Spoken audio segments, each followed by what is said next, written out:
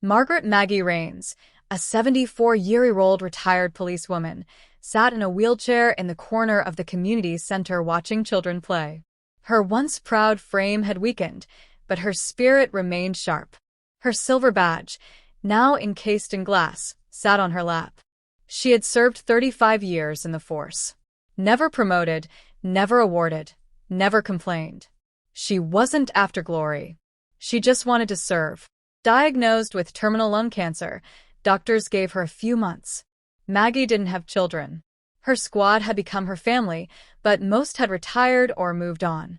Still, she smiled every morning, spending her final days volunteering at a shelter in rural Pennsylvania. One morning, a news reporter stopped by for a feature on forgotten heroes. Maggie gave a short, humble interview. "I've lived a good life," she said. "But I do have one wish before I go." She hesitated, then continued. "I want the president, Donald Trump, to know that we still believe in good leaders. I want to salute him one last time in full uniform before I leave this world." The clip aired and was posted online. It went viral overnight. Millions were touched by Maggie's calm voice and her unusual final request. Some mocked, others praised.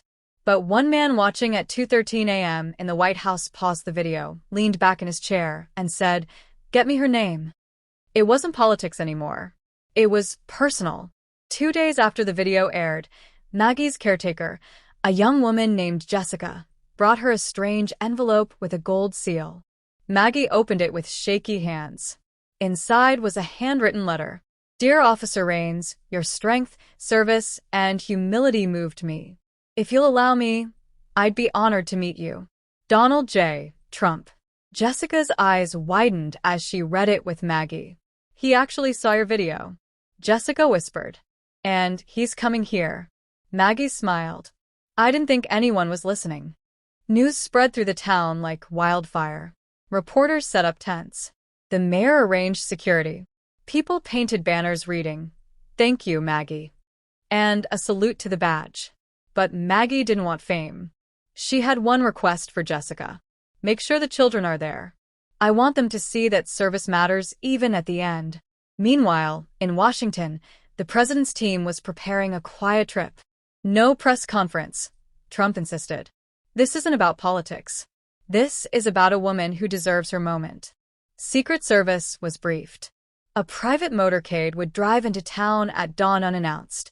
Back in Pennsylvania, Maggie laid her uniform out across her bed. It didn't fit like it used to, but that didn't matter. She touched the badge, tears forming in her eyes. She whispered, "One last salute, one final breath of duty." And somewhere in the distance, a nation held its breath with her. Just after dawn, a line of black SUVs rolled quietly into the sleepy town of Millersville. Locals, alerted last minute, stood on their porches with cameras and wide eyes. Jessica wheeled Maggie out onto the community center's front lawn where a small crowd had gathered. Maggie looked pale but dignified, wearing her neatly pressed uniform and white gloves. No red carpet, no podium, just silence and respect. Donald Trump stepped out of the SUV wearing a navy suit and solemn expression. He walked straight toward Maggie without shaking a single other hand. The crowd parted as Trump approached. Maggie attempted to rise from her wheelchair. Jessica leaned in. "You don't have to." But Maggie waved her off. With great effort, she stood on trembling legs and saluted. The crowd went silent. And then Trump returned the salute slowly, sincerely. Neither said a word. The moment lasted less than a minute, but it felt like eternity. Then Maggie whispered, "Thank you for coming, sir." Trump nodded. "No, Officer Rains. Thank you." Reporters from miles around tried to capture the moment, but none could do justice to the atmosphere. It wasn't about headlines. It was about history. Trump leaned closer and said something only a few nearby could hear. "I'm not leaving until we grant your final wish publicly." Maggie, stunned, looked up. "You remember?" He smiled. "I never forget those who serve." Trump's visit electrified the town, but what he said next stunned everyone. He stepped up onto a small platform outside the community center and waved the crowd closer. "I came here to honor a hero," he began. But I'm not leaving until I fulfill her wish and share it with the world. Maggie sat quietly, unsure what would follow. Trump continued. Officer Margaret Raines served her country, not with noise, but with decades of quiet, selfless duty. She asked for one thing, to salute her commander-in-chief one last time. But I think America owes her something more. Gasps rippled through the crowd. Jessica squeezed Maggie's hand. I will be granting her wish, not in secret, but in front of the world, Trump declared. Next week, I'll hold a national ceremony at the Capitol steps, and Officer Raines will stand beside me as we honor all unsung heroes like her. Maggie looked overwhelmed. I never asked for this much. Trump looked at her and smiled. That's exactly why you deserve it. From shopkeepers to school children, the entire town began preparing. A banner was hung across Main Street. From Millersville to the nation, saluting Officer Raines. But back in her room that night, Maggie whispered to Jessica, I don't know if I'll live to see next week. Jessica took her hand, eyes misty. Then we make every day until then count. Doctors were unsure Maggie would survive the trip to D.C. Her lungs were worsening and her strength fading. But her spirit, undeniably fierce, burned brighter than ever. She began physical therapy, determined to stand tall at the Capitol. With Jessica's help, she trained each morning in the hallway of the shelter, lifting her legs slowly, learning to balance again. Why are you pushing so hard? Jessica asked. Because if a salute is my last moment, Maggie said, I want to make it the strongest one of my life. In Washington, the event took form. Trump ordered that retired officers, nurses, firefighters, and soldiers across America be invited. The press labeled it the People's Salute. Maggie received a new custom-fitted uniform. A tailor came personally to her town. As he worked, he asked, You ever imagine being the face of something this big? She chuckled. I imagine being forgotten. This is different. Each night, letters arrived. Children mailed drawings. Veterans wrote tributes. One former sergeant wrote, You reminded me why we served. Thank you. Maggie kept them all in a box Jessica called the heart file. Her health declined faster than expected, but Maggie never let on. The nation is watching, she said. And so are the children. Jessica finally asked, Do you want to tell me your full wish, Maggie? Maggie looked at her gently. It's not just to salute Trump. It's something bigger, and he'll know when the time is right. The day of the national event arrived. Thousands gathered outside the Cap. Veterans in wheelchairs, teachers, janitors, volunteers, retired firefighters. There were no campaign signs, no party banners, just Americans united to honor the quiet heroes among them. Maggie arrived in a private medical transport, greeted personally by Trump. The president took her hand and whispered, Are you ready? As I'll ever be, she smiled. Trump led her slowly up the steps, stopping every few feet. The crowd watched in hushed silence as Maggie stood beside him on the Capitol stage. This, Trump said into the microphone, is Officer Margaret Raines. She didn't ask for riches, titles, or fame. Just one final salute. But today, we're giving her more because people like her are what make America strong. Cheers erupted. As the crowd quieted, Trump turned to Maggie. And now I invite Officer Raines to speak. Jessica helped her to the podium. Maggie steadied herself, breath shallow, voice soft. I served 35 years in silence. I never made the news. I never wanted to. But I want every little girl and boy watching to know service matters. Quiet sacrifice matters. You don't need a spotlight to be powerful. She paused, looking to Trump. And I want to ask something else. The president nodded. Go ahead. Maggie drew a breath. My final wish is not just this moment. My wish is for a new national day, the day of quiet heroes to honor those who serve without applause. The silence was immediate. Then Trump turned to the mic. Done. Following Maggie's emotional request, the internet exploded. Day of Quiet Heroes trended worldwide within hours. People from every walk of life began sharing their own stories about mothers who raised children alone.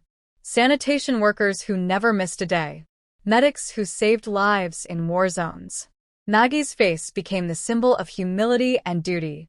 Schools planned assemblies. Churches rang bells. Police stations shared tributes. But Maggie, she was quiet through it all. Back in her hotel room, she asked Jessica to help her write one last letter. To the future child who wonders if they matter, remember this. Quiet strength will always outlive loud fame. Trump's team officially submitted a bill declaring the first Sunday of November as the Day of Quiet Heroes. And the president made it clear this wasn't my idea. It was hers. That night, Maggie and Jessica sat watching the news. "You did it," Jessica whispered. "You changed everything." But Maggie didn't respond. She was asleep, breathing softly. Her badge sat on her chest. Her story now eternal. The morning after the ceremony, Jessica awoke to quiet beeping. Maggie had slipped into unconsciousness sometime during the night. Doctors were gentle. "She may not wake again," they said softly. Jessica sat beside her, clutching Maggie's hand, whispering stories, reading the letters people had sent. She played a recording of the crowd cheering during her speech. Maggie's eyes fluttered slightly. Outside the hospital, people held candles. Trump sent a message. "America stands still for Officer Raines. She is the reason the flag flies free." A national moment of silence was announced. And in the hallway outside her room, the president himself appeared one last time. He entered, removed his hat, and stood beside Maggie's bed. He whispered, "Rest now, officer. Your mission is complete." And then he saluted her one final time. That night, Maggie passed peacefully. The hospital bell rang once, signaling the end of her journey. Across the country, church bells echoed. Trump announced a full honors funeral, but he added one unexpected detail. No red carpets, no limousines, just people walking alongside her like she would have wanted. The funeral procession drew thousands. Veterans walked with their medals. Kids carried handwritten signs that said, "Thank you, Maggie." And leading the crowd, Jessica, holding Maggie's badge high. A week after Maggie's passing, Jessica received a package. It was Maggie's will. She had donated her savings over $50,000 to build a youth community center called the Quiet Hero House. Her final note read, "Not all legacies are loud. Some are built in silence with steady hands and a full heart. Teach them to serve. Teach them to care. That is my final wish." Jessica cried reading it. She called Trump's office and shared the letter. Within hours, the president pledged to match her donation tenfold. The Quiet Hero House broke ground a month later. It would be the first of many. Construction on the Quiet Hero House began, with the whole town watching. It wasn't just a community center. It was Maggie's heartbeat made real. Jessica led the project, guided by Maggie's journal, which detailed her dreams, a place where kids could learn discipline, kindness, and patriotism. On the groundbreaking day, Jessica held Maggie's badge close to her chest. President Trump sent a video message played on a projector. "This center is more than bricks and mortar. It's Margaret Raines' legacy, and I stand with all quiet heroes." Veterans showed up in uniform, planting the first shovel into the ground. The building would feature a reading room, a mini police academy for teens, and a memorial garden named Maggie's Path. Jessica, now recognized as the custodian of Maggie's story, received a call from Washington. "She changed lives," said the voice. "Would you consider speaking at the National Heroes Summit?" Jessica agreed. She would carry Maggie's message forward as she stood in the half-built structure. Jessica whispered, "I'll make sure they remember you." And somewhere deep in the hearts of those watching, the idea of silent service took root. 2 months later, construction was nearly complete. One rainy morning, a knock came at the office door. Jessica opened it and froze. Standing there, umbrella in hand, was Donald Trump. "I couldn't stay away," he said. Jessica hurried him inside. "No press?" "No press," he smiled. "Just a quiet visit for a quiet hero." He walked through the building, touching the bricks, reading plaques, and finally stopping at a mural of Maggie saluting. "I want this in every state," he said suddenly, not as a political move, as a promise. Jessica nodded. She would have liked that. Trump handed Jessica a small box. Inside was a medal. The Presidential Citizen's Medal posthumously awarded to Maggie Rains. "I've given many," he said, "but none quite like this." Jessica placed it beside the badge in the glass case at the entrance of the building. "From now on," she whispered, "everyone who walks in will know what service looks like." Trump turned to go, then paused. "She made me better," he said quietly. "Strange, huh?" Jessica shook her head. "Not strange at all." The day the Quiet Hero House opened, hundreds gathered. Veterans stood shoulder to shoulder with school children. Teachers, nurses, and first responders filled every corner of the field. Jessica, now wearing Maggie's old police pin, stepped onto the stage. She spoke with clarity. Officer Rains didn't want fame. She wanted kids to believe that service matters. "Today, we open these doors for them." A group of young cadets walked out in honor guard formation, saluting the badge displayed in the entry. Jessica called them up one by one. "You're our first class of Quiet Hero Cadetses," she said. "Live like Maggie did." Later, an 11-year-old girl named Kayla approached her. "She was like me, wasn't she?" Kayla asked. Nobody noticed her, but she kept going. Jessica smiled, holding back tears. "Exactly like you." A reporter from CNN asked, "Do you think Maggie knew how far her story would go?" Jessica replied, "She didn't need to know. She just needed to serve. That was always enough." And for the first time since Maggie's passing, Jessica laughed, not in grief, but in awe of what one silent wish had become. Congress voted unanimously to make the first Sunday of November the official day of Quiet Heroes. It became a day without parades, without sales, without noise. Instead, people lit candles for loved ones who served silently. Post offices closed. Churches rang bells at noon. And, across the country, children were taught about Maggie Rains, the woman who asked for nothing and gave everything. Jessica received thousands of letters. One from a single dad in Idaho said, "I've never served. I work in waste management. But because of Maggie," my daughter said, "you're a quiet hero, too." I cried for the first time in years. At the White House, Trump gave a national address. "We remember not just Margaret Rains, but the millions like her, the ones who built this country, one quiet act at a time." And at the end of his speech, he did something unexpected. He saluted the camera. "For you, Maggie." One afternoon, Jessica was organizing old letters when a group of kids from the center burst in. "Miss Jessica," Kayla shouted, "we made something." They pulled her outside. In the garden, they'd painted stones with Maggie's quotes. Dozens of them lined the path.